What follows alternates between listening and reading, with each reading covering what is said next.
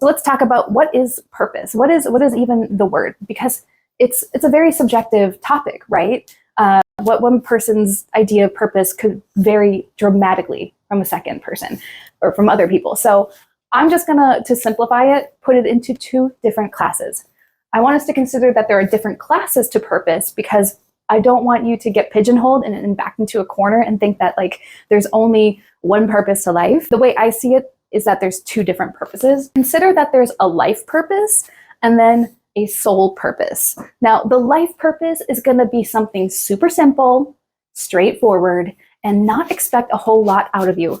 In other words, you don't need to change drastically. You don't need to go through all of these trials and tribulations in order to get to the thing. You don't have to take some quantum leaps of growth just to experience that type of purpose.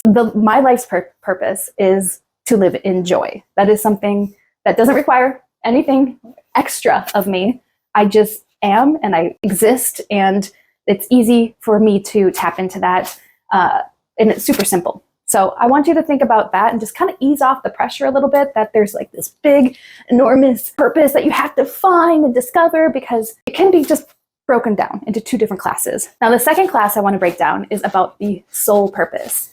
And I think that this is mostly what people are like yearning to find, because it's a soul calling. It's like the soul is calling you and beckoning you to discover this. I know it very much was for me when I was going about my journey, my unfolding, if you will, finding my soul purpose. It took many different layers for that to happen. In fact, just very true to this this non-linear path, because the soul does not exist on linear time, right?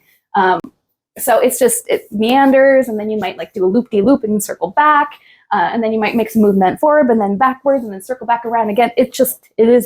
It's a process of unfolding.